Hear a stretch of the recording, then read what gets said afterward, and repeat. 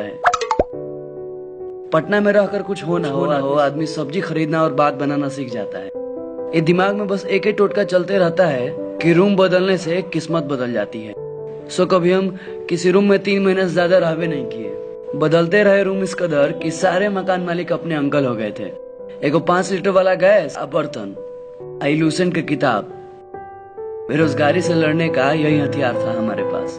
भाई साहब कभी उस स्टूडेंट का दर्द जानते हैं जो 30 रुपए में 50 पासपोर्ट फोटो के लिए मुसल्लापुर से सुल्तानगंज की यात्रा तय करता है। ये चेहरा वही रहता है, बस खाली डेट और फोटो का तारीख बदल जाता है। न जाने कितनी बार उस लेट की तारीख को रुमाल से पोंछ पोंछ के खाली फोटो खिंचाने के दिन मुस्कुराता है।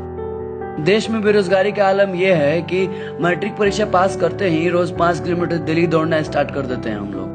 पहले डिफेंस लाइन, फिर एसएससी और फिर बीपीएससी। जानते हैं साहब, सब कुछ हो जाता है, खाली नौकरी नहीं होता है। सरकार आती है, सरकार जाती है, बस रह जाता है तो खाली बेरोजगारी। बेरोजगारी क्या होता है, कभी दानापुर रैली में आकर देखिए। रैली ना होकर सोनपुर का पशु मेला हो जाता है। जब 250-250 का बैच दौड़ने के लिए निकलता है ना, तो जान निकल जाता है। हाफते हाफते मुंह से खून निकलने लगता है। 5 मिनट में 1600 मीटर दौड़ने के लिए आदमी को भूत बनना पड़ता है। इंसान के बस का बात नहीं है। इसी बेरोजगारी ने हमें सिखाया है कि कैसे खुले प्लेटफॉर्म पर 10 रुपए का प्लास्टिक का चटाई खरीद कर बिना तोशक तकिया का सोया जाता है। बेरोजगारी का नशा ऐसा था कि क्या कहें आपको। जीके जीएस का फॉर्मूला पूरे रूम में चिपकाए रहते थे और एंटोसाइनो को तो शैम्पू नियन अपने सर में लगाते थे। देखिए आजकल तो फॉर्म ऑनलाइन भरा रहा है, आधार कार्ड भी लिंक कराया जा रहा है। न तो पहले 3-4 जगह से फॉर्म अप्लाई होता था कि कहीं से न कहीं से कॉल लेटर आ जाए। घर का पता बदल कर कितनी बार आवासीय प्रमाण पत्र बनवाए हैं, ये बस छपरा का कचहरी जानता है। मैट्रिक का परीक्षा पास करते ही कहीं और से फॉर्म भर देते थे मैट्रिक का कि एगो एज खत्म हो जाए तो दूसरा तैयार रहे। ये पटना के गलियों में स्टूडेंट्स भरे पड़े हैं।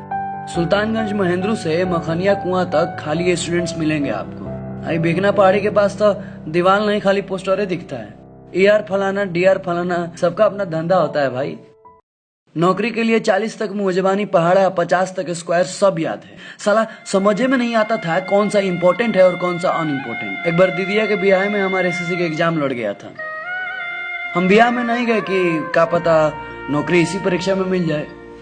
शाम को जब घर लौटे थे ना, तो बहुते रोए थे, कहे कि साला कोनो ठेकेदार पहले ही पेपर आउट कर दिया था। एक पढ़ाकू बेरोजगार के लिए सबसे बड़ा त्याग था ये, अपने रोजगार के लिए।